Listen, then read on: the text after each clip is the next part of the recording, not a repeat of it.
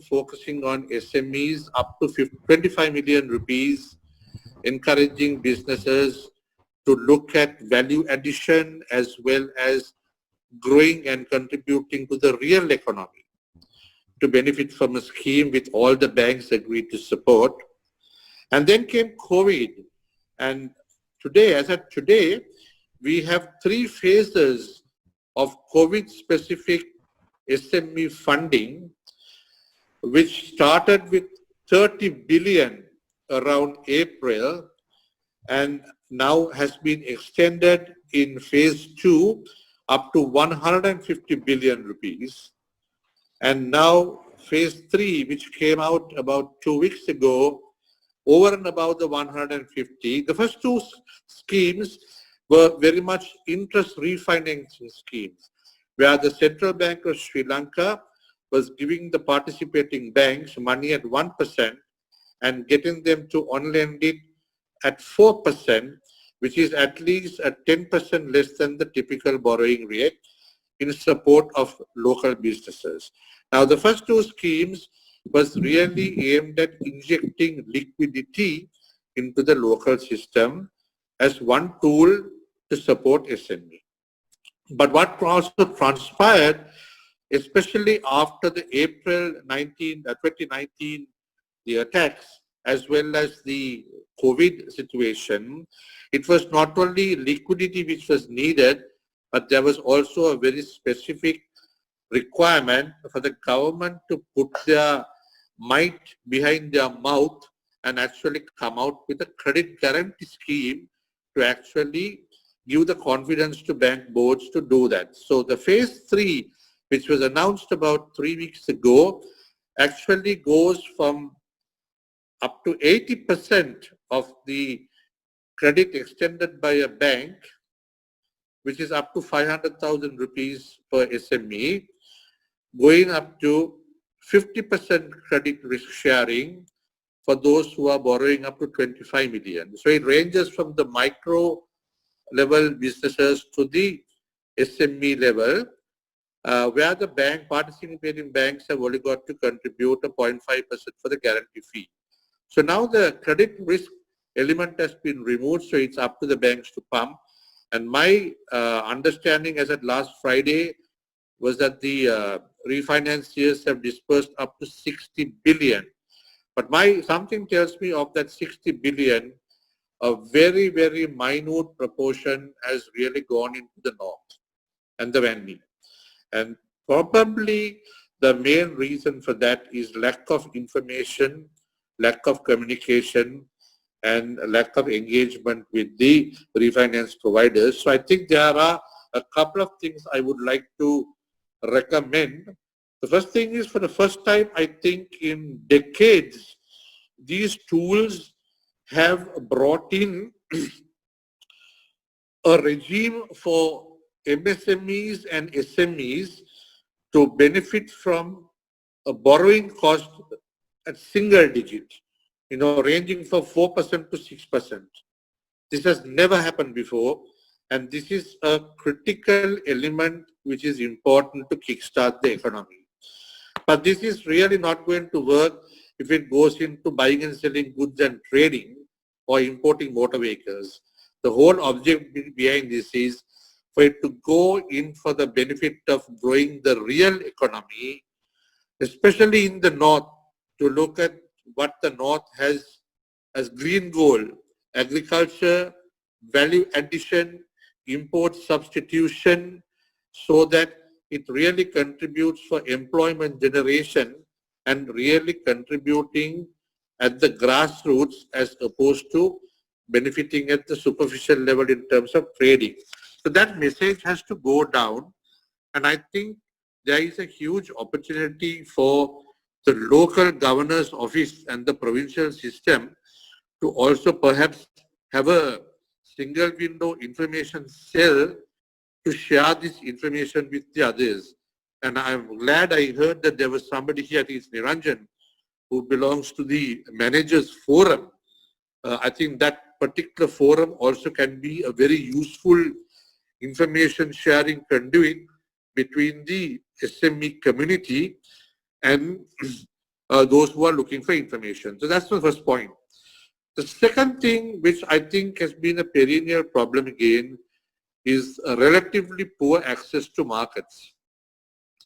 And we all, with all due respect, from 2009, I have also been heavily involved running 3 banks, engaging with the community in the north. But I think we have a lot of good benevolence coming from overseas, hand-holding.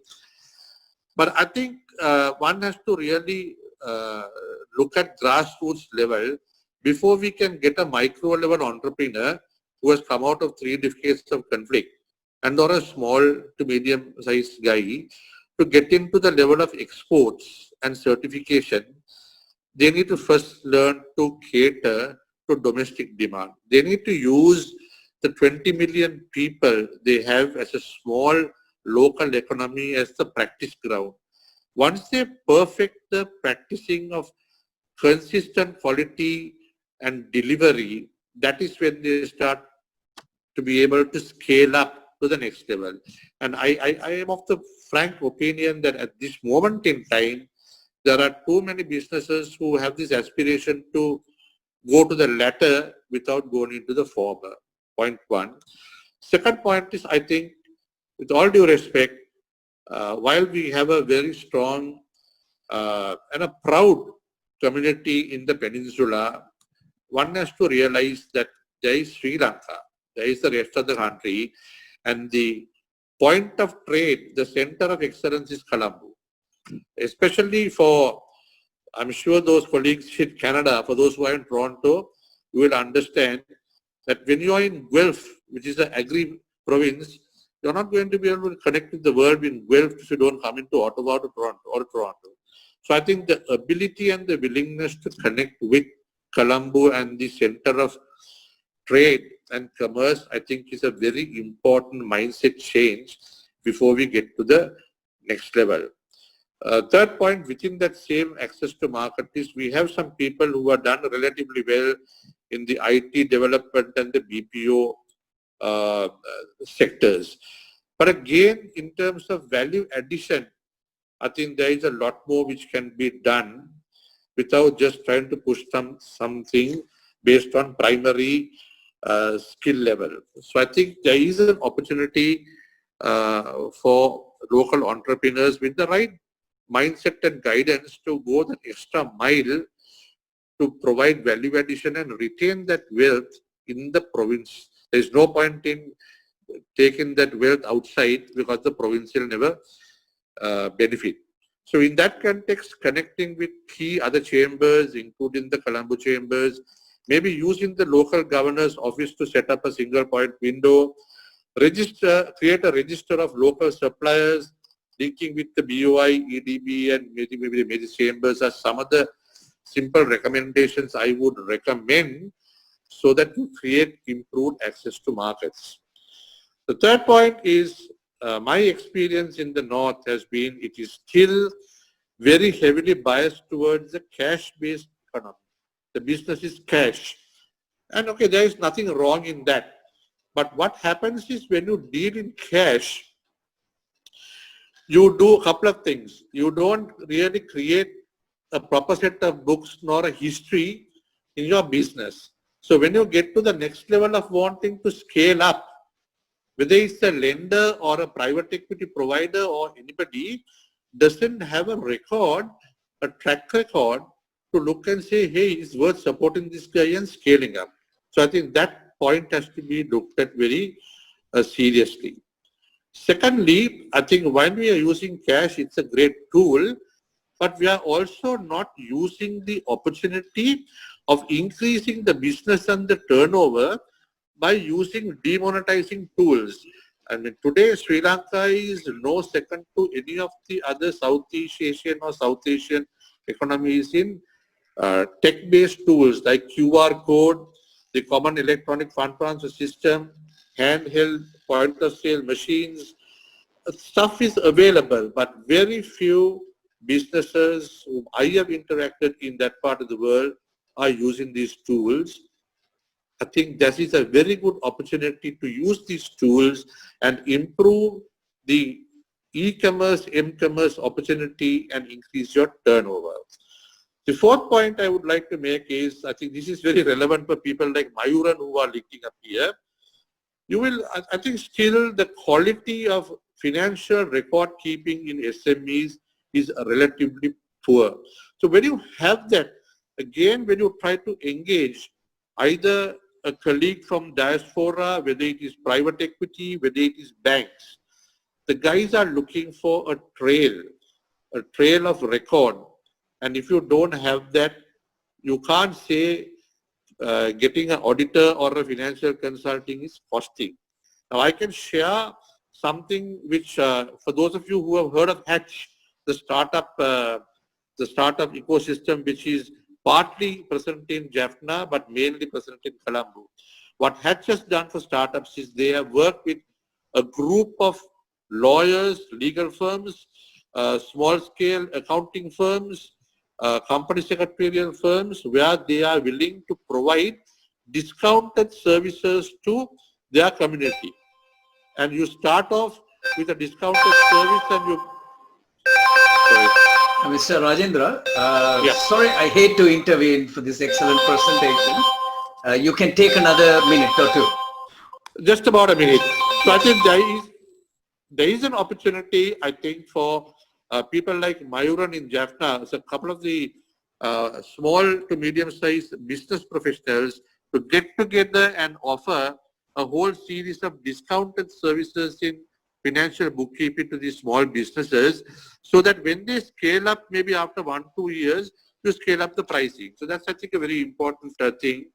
And the final point I would like to say is there is very little value addition to local primary sourcing. Whether it is to do with seafood, whether it is to do with fruit and veg. I'm working with Cargills, I know what happens there. So there is an opportunity for the cooperative movement to get reactivated, get into cold storage, dry storage, organize your own transport so you manage your cost of transportation. And also very important, your value addition in terms of your preservation and processing. You work with the Jaffna University. So I think there's a huge opportunity for the SME community to work with the university in knowledge sharing and IP protection. So I think that is a very, very important thing to do in scaling up your competence and your competitiveness when you scale up outside the province into the rest of Sri Lanka. So with those initial thoughts, I will rest my case and talk a bit more during Q&A time. Thank you very much. Thank you so much, Mr. Rajendra Theagarajah. You really highlighted. I think we will save the questions at the end of the webinar to save time. You have really highlighted your suggestions are very practical. I mean, you highlighted that, Colombo should not be forgotten. I mean, it's like Ottawa. And also, the cash-based economy is still prevailing in the north. And again, the importance of record keeping, which is very, very vital to any ventures. And again, you've touched the nerve. The cooperative movement should be rekindled again. And these are very, very useful and informative thing. I have a question, because the provincial government is, I think hopefully they will hold elections to the provincial government soon, so that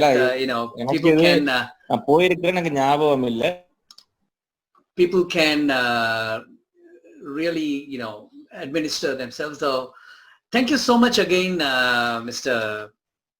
Rajendra. Honor to have you. We will reserve the questions for the later part of the webinar.